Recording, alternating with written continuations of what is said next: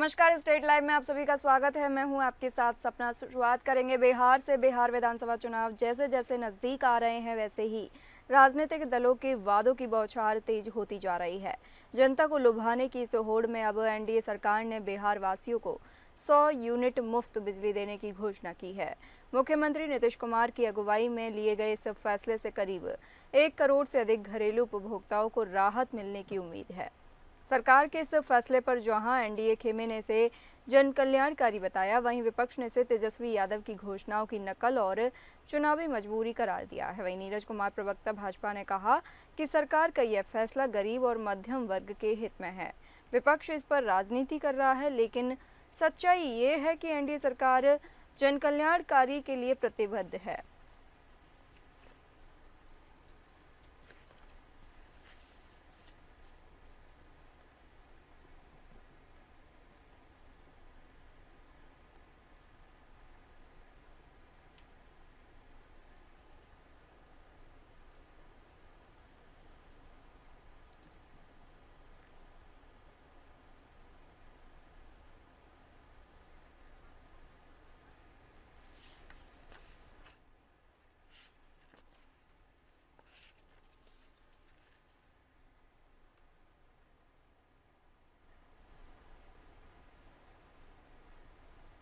बिहार के मुख्यमंत्री नीतीश कुमार ने राज्य के पेंशनधारियों को एक बड़ी सौगात दी है। 1 करोड़ 11 लाख से अधिक सामाजिक सुरक्षा पेंशनधारियों के खातों में सीधे डीबीटी के माध्यम से 1127.27 करोड़ रुपए की राशि ट्रांसफर की गई।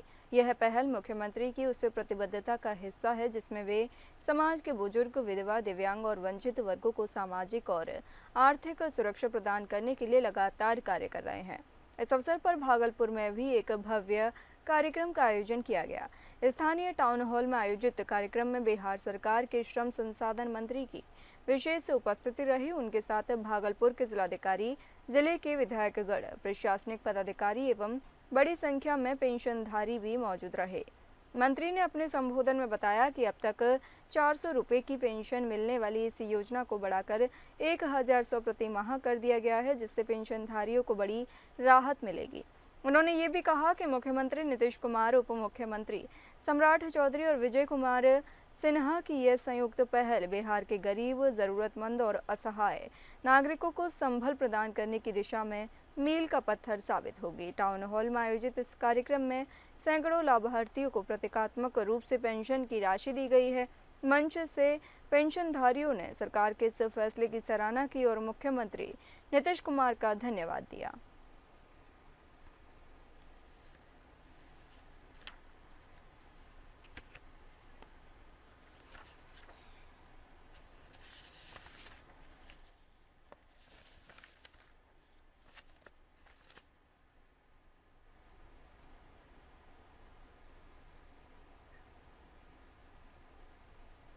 मुख्यमंत्री नीतीश कुमार ने आज बेहटा में राज्य आपदा मोचन बल मुख्यालय परिसर का निरीक्षण कर निर्माणाधीन भवनों के निर्माण कार्य की प्रगति का जायजा लिया।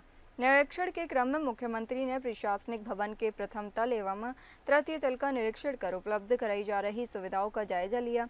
प्रशासनिक भवन के ऊपरी तल पर जाकर मुख्यमंत्री ने एसडीआरएफ मुख्यालय प्रांगण में नवनिर्मित एवं निर्माणाधीन भवनों तथा आसपास के इलाकों का मुआयना कर अधिकारियों से निर्माण कार्य की प्रगति एवं उद्यतन स्थिति की विस्तृत जानकारी ली। भवन निर्माण विभाग के सचिव श्री कुमार रवि ने मुख्यमंत्री को राज्य आपदा मोचन बल मुख्यालय के प्रस्तावित मॉडल के माध्यम से निर्माणाधीन कैंपस के संबंध में विस्तृत जानकारी दी। मुख्यमंत्री ने अधिकारियों को निर्देश देते हुए कहा कि राज्य आपदा मोचन बल के मुख्यालय परिसर में बचे हुए निर्माण कार्यों में तेजी लाकर इसे जल्द पूर्ण कराएं। इसके बाद मुख्यमंत्री ने निर्माणाधीन बेहटा दानापुर एलिवेटेड सड़क का निरीक्षण कर निर्माण कार्य की प्रगति का जायजा लिया।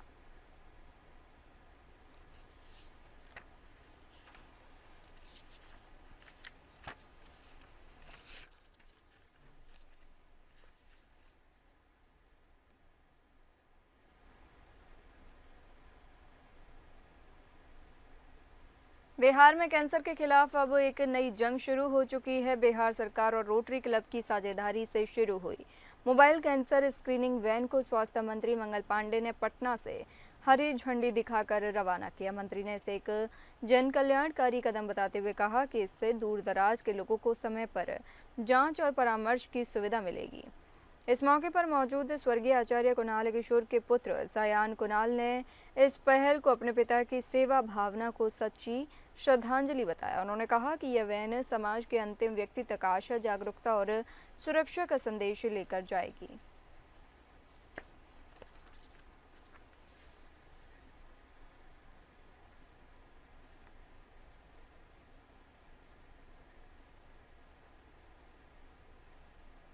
बिहार में इसी साल विधानसभा चुनाव होने हैं और सभी राजनीतिक दलों ने अपनी तैयारियां तेज कर दी हैं। इसी कड़ी में आज पटना में आम आदमी पार्टी के राज्यसभा सांसद संजय सिंह ने प्रेस कॉन्फ्रेंस की। उन्होंने कहा कि पार्टी बिहार की सभी 243 सीटों पर चुनाव लड़ने की तैयारी में जुटी है और प्रत्याशियों का चयन भी किया जा रहा है। इसी के साथ ही संजय सिंह ने वोटर लिस्ट रिवीजन पर चुनाव आयोग पर सवाल खड़े किए। उन्होंने आरोप लगाया कि चुनाव आयोग बीजेपी की कठपुतली बन गया है और वही करता है जो भारतीय जनता पार्टी कहती है। संजय सिंह ने कहा कि बिहार की जनता सब कुछ देख रही है और चुनाव में इसका जवाब देगी। उन्होंने ये भी कहा कि आम आदमी पार्टी दिल्ली मॉडल पर बिहार में चुनाव लड़ेगी।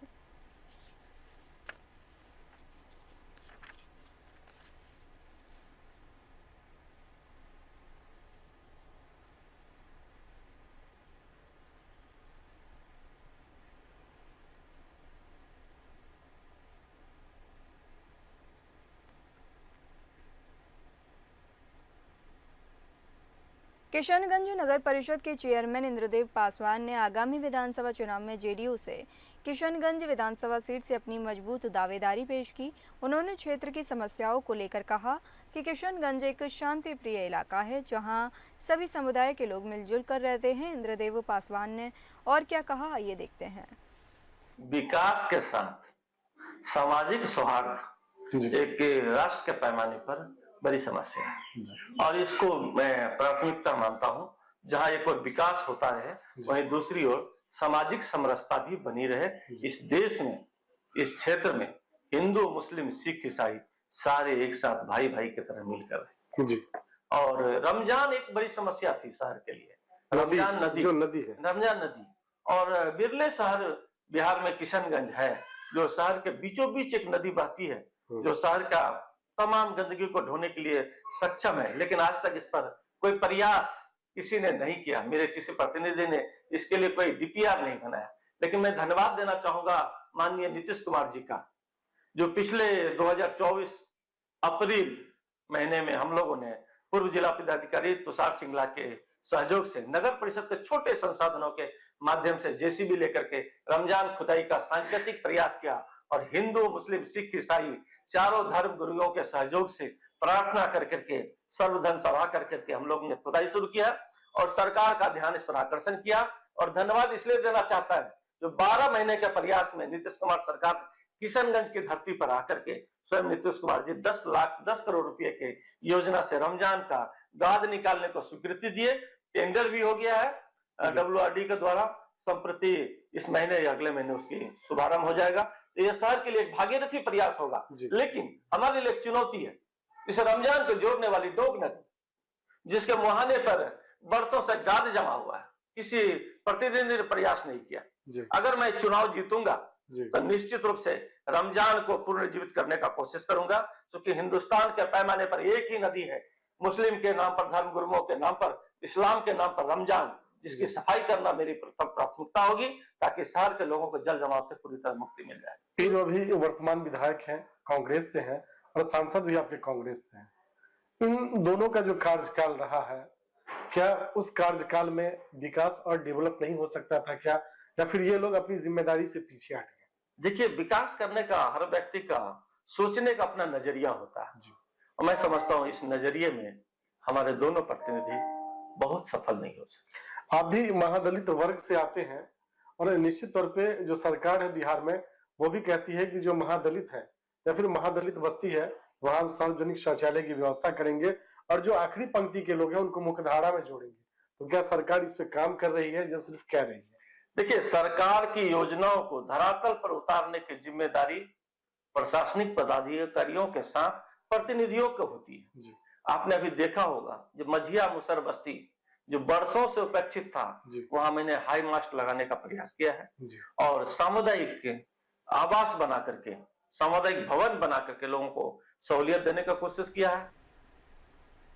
पटना में एक बार फिर अपराधियों ने खूनी घटना को अंजाम दिया। बता दें, मामला पटना के रामकृष्ण नगर थाना क्षेत्र के पूर्वी असूचक स्थित दुकानदार को देर रात अपराधियों ने बड़ी घटना को अंजाम देकर एक बार फिर पुलिस को चुनौती दी है। घटना शुक्रवार की रात 10 बजे की है। करीब तृष्णा मिनी मार्ट के मालिक विक्रम कुमार झा को अपराधियों ने गोली मार दी। विक्रम झा दरभंगा के लहरिया सराय का रहने वाला है।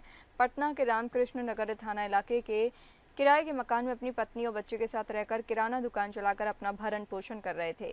घटना के बाद आसपास के लोगों में दहशत है। घटना के बाद पुलिस जांच में जुटी हुई है। आसपास के लगे सीसीटीवी फुटेज भी पुलिस खंगालने में जुटी है। घटना स्थल पर सदर एसडीपीओ 2 सत्यकाम और आसपास के कई थाने की पुलिस मौके पर पहुंचकर छानबीन में जुटी हुई है।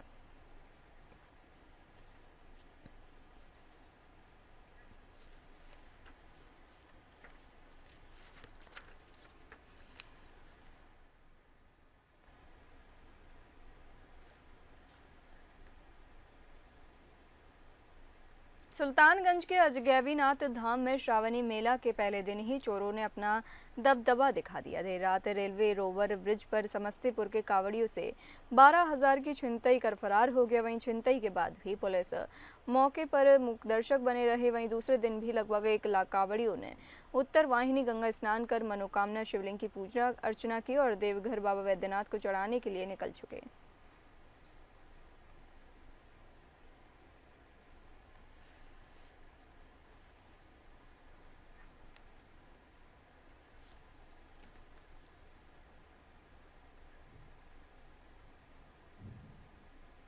बात करेंगे झारखंड की मुख्यमंत्री हेमंत सोरेन की अध्यक्षता में 11 जुलाई 2025 को आयोजित झारखंड कैबिनेट की बैठक में 27 महत्वपूर्ण प्रस्तावों को मंजूरी दे दी गई है। इसी के साथ साथ झारखंड विधानसभा में इस साल के मानसून सत्र की तारीख का भी ऐलान कर दिया गया है। राजधानी रांची में बीते शुक्रवार को हुई इस बड़ी बैठक से जुड़ी रिपोर्ट के अनुसार राज्य के सड़क निर्माण, प्रशासनिक स्वीकृति, पेंशन, वेतन में वृद्धि, बर्खास्तगी सहित कई अहम बिंदुओं पर कैबिनेट ने मोहर लगाई। तो वहीं छठे विधानसभा मानसून सत्र की तारीख 1 अगस्त से 7 अगस्त तक बुलाना तय किया गया है, जिसमें कुल 5 कार्य दिवस होंगे। कैबिनेट विभाग की प्रधान सचिव वंदना दादेल द्वारा दी गई जानकारी के मुताबिक राज्य सरकार के सरकारी कर्मचारियों और पेंशनधारियों के महंगाई भत्ते में 6% की वृद्धि की गई है और महंगाई भत्ता को 246% से बढ़ाकर 252% कर दिया गया।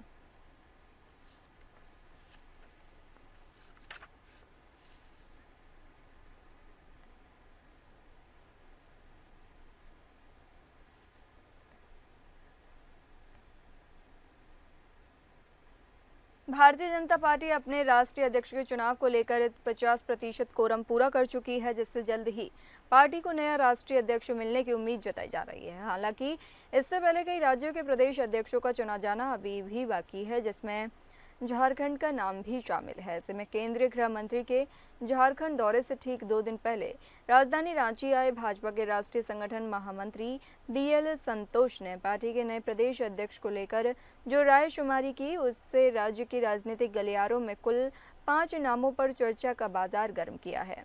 इसमें भाजपा के एक राज्यसभा सांसद, एक लोकसभा सांसद और विधायक के नाम पर राज्य भर में अलग दावे किए जा रहे हैं। ऐसी स्थिति में अब ये सवाल हर किसी की जुबान पर है कि आखिर किसके हाथ में होगी झारखंड प्रदेश भाजपा की पूरी कमान, जिसके जवाब में केंद्रीय गृह मंत्री अमित शाह के 2 दिवसीय झारखंड दौरे ने अब एक और नए कयास को हवा दे दी है।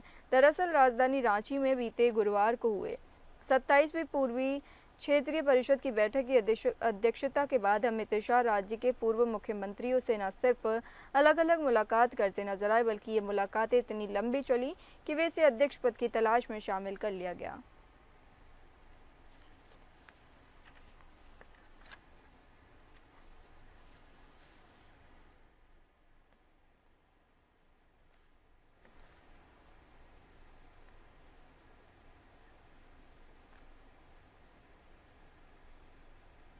इस मुलाकात के तुरंत बाद झारखंड में भाजपा की कमान किसे दी जाएगी, इससे अटकलों का दौर शुरू हो गया है। हालांकि अभी इस बात की घोषणा की गई है, तो वहीं शाह ने पूर्व मुख्यमंत्री व नेता प्रतिपक्ष श्री बाबूलाल मरांडी, पूर्व मुख्यमंत्री चंपाई सोरेन, संगठन महामंत्री करमवीर सिंह से भी सांगठनिक गतिविधियों पर अलग अलग से चर्चा की, जिससे अध्यक्ष पद को लेकर कहीं न कहीं एक बड़ा राजनीतिक संदेश मिलता हुआ नजर आया। इसके अलावा कुछ रिपोर्ट में बीजेपी झारखंड के लोकसभा सांसद मनीष जायसवाल या रघुवर दास को प्रदेश की कमान मिलने के दावे किए जा रहे हैं। हालांकि इस पर अभी तक कोई आधिकारिक घोषणा नहीं हुई है। उधर पार्टी की कमान को लेकर राज्यसभा सांसद आदित्य साहू, 6 बार के विधायक रहे श्री सीपी सिंह और प्रदीप वर्मा के नाम की भी चर्चा जोरों पर है।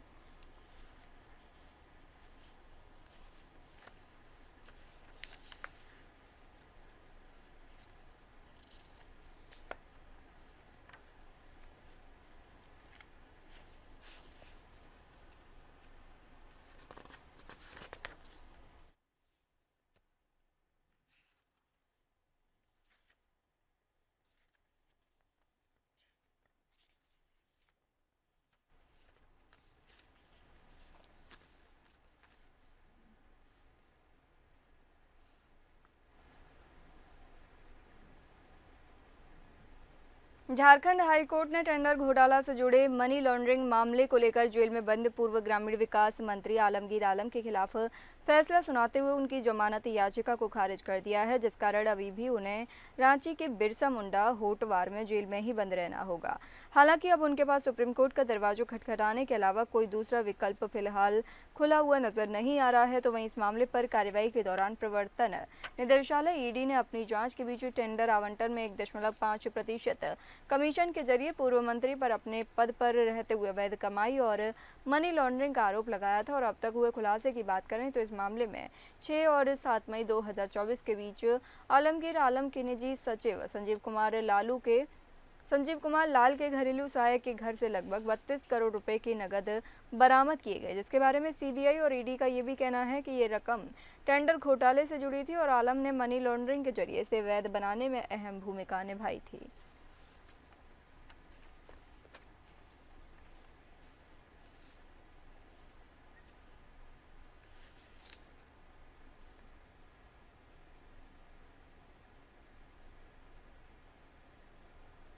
झारखंड पुलिस के इंस्पेक्टर रैंक के नवप्रोन्नत 6 अधिकारियों को राजधानी रांची में डीएसपी के पद पर प्रमोशन मिलने पर कल बैच लगाया गया। इस सम्मान के अवसर पर डीआईजी सह पुलिस कप्तान चंदन कुमार सिन्हा के राजधानी रांची स्थित दफ्तर में पीपिंग सेरेमनी का आयोजन किया गया, जिसके तहत सभी प्रमोशन पाने वाले पुलिस अधिकारियों को एक एक कर डीएसपी रैंक का बैच लगाया गया और साथ में उन्हें शुभकामनाएं दी गई। इस दौरान एक प्रेस कॉन्फ्रेंस का आयोजन भी हुआ, जहां आईजी मनोज कौशिक ने इस पदोन्नति को लेकर पत्रकारों को जानकारी देते हुए अपनी बात रखी। बता दें कि डीएसपी रैंक हासिल करने वालों में रांची के लोअर बाजार के थानेदार इंस्पेक्टर दयानंद, बरियातू थानेदार मनोज कुमार, अरगोड़ा थाना प्रभारी आलोक सिंह, इंस्पेक्टर विजय सिंह, महेश्वर प्रसाद रंजन और तलेश्वर प्रसाद कुशवाहा का नाम शामिल है, जिनके कंधे पर लगे इंस्पेक्टर रैंक के बेंच को हटाकर डीएसपी रैंक का बैच लगाया गया है।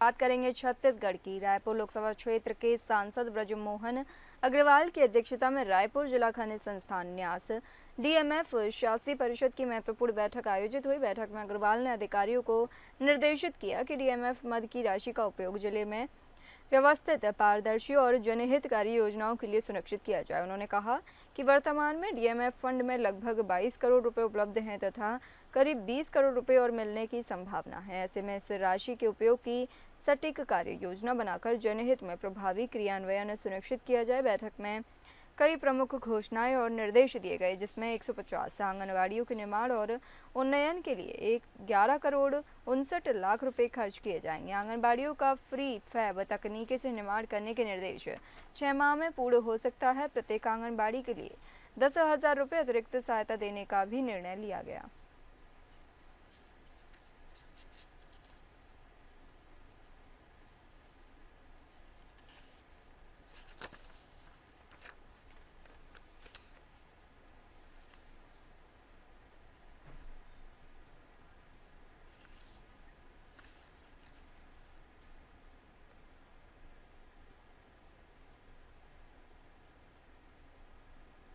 महासमुंद जिले में पटवारियों के कारनामे किसी से छुपे नहीं हैं। एक के बाद एक नए कारनामे देखने को मिल रहे हैं और इन पटवारियों पर जिला प्रशासन की कार्रवाई ना के बराबर ही रही है।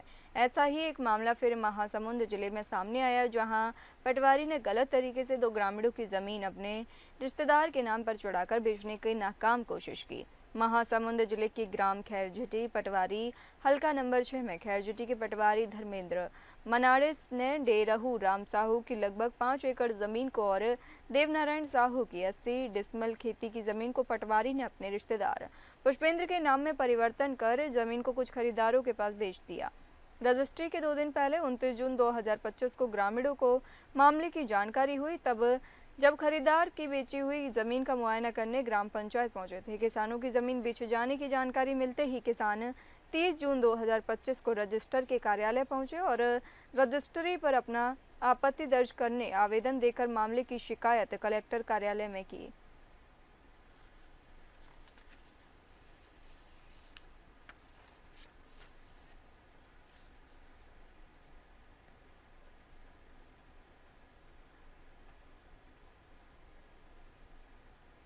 वनबंधु राष्ट्रीय परिषद की कार्यकारिणी की बैठक एवं वार्षिक आम सभा का आयोजन राजधानी रायपुर स्थित जैनम भवन में प्रारंभ हुआ। देश के 46 चैप्टर और सब चैप्टर से लगभग 300 पदाधिकारी छत्तीसगढ़ पहुंचे हैं, जहां वे प्रदेश की संस्कृति, लोक कला एवं पर्यटन स्थल से परिचित होंगे। आयोजन में श्री पद्मश्री रामेश्वर लाल काबरा भी मौजूद रहेंगे और आयोजन को सफल बनाने के लिए रायपुर चैप्टर सहित बिलासपुर, धमतरी, दुर्ग सब चैप्टर के पदाधिकारियों के साथ 10 से अधिक व्यवस्था समिति बनाई गई है। बताते चलें कि वनबंधु परिषद का प्रमुख कार्य वनवासी क्षेत्रों में शिक्षा, स्वास्थ्य और सामाजिक विकास को बढ़ावा देना है।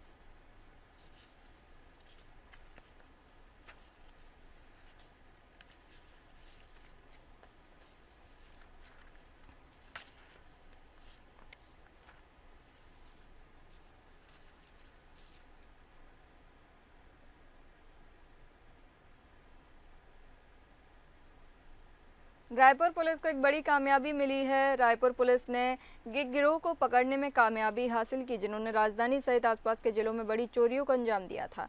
प्रेस वार्ता कर एसपी डॉक्टर लाल उमेद सिंह ने यह जानकारी साझा की, जिसमें उन्होंने बताया कि चोर गिरोह सूने मकान को निशाना बनाते थे, जिसके बाद चोरी की वारदात को अंजाम देते थे। आरोपियों द्वारा थाना मुजगहन, अभनपुर विधानसभा, पंडरी, खमारडिया एवं डीडी नगर क्षेत्र के अंतर्गत 18 चोरी के प्रकरणों को अंजाम दिया गया।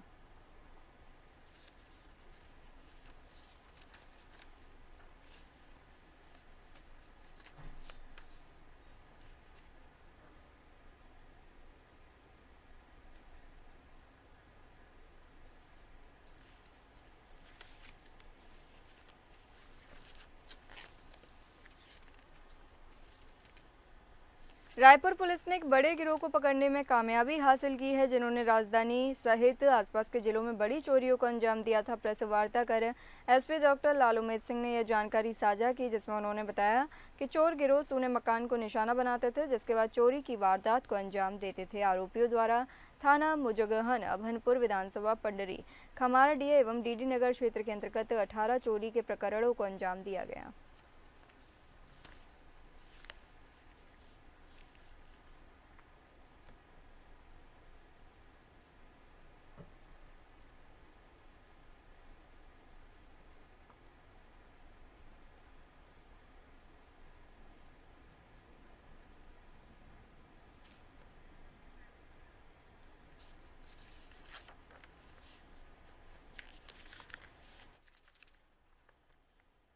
आपको बताते चले कि रायपुर पुलिस ने एक बड़े गिरोह को पकड़ने में कामयाबी हासिल की है, जिन्होंने राजधानी सहित आसपास के जिलों में बड़ी चोरियों को अंजाम दिया था। प्रेस वार्ता कर एसपी डॉक्टर लाल उमेद सिंह ने यह जानकारी साझा की, जिसमें उन्होंने बताया कि चोर गिरोह सूने मकान को निशाना बनाते थे, जिसके बाद चोरी की वारदात को अंजाम देते थे।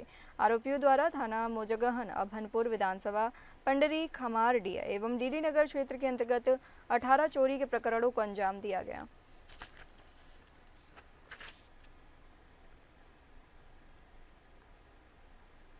फिलहाल इस बुलेटिन में इतना ही। नमस्कार।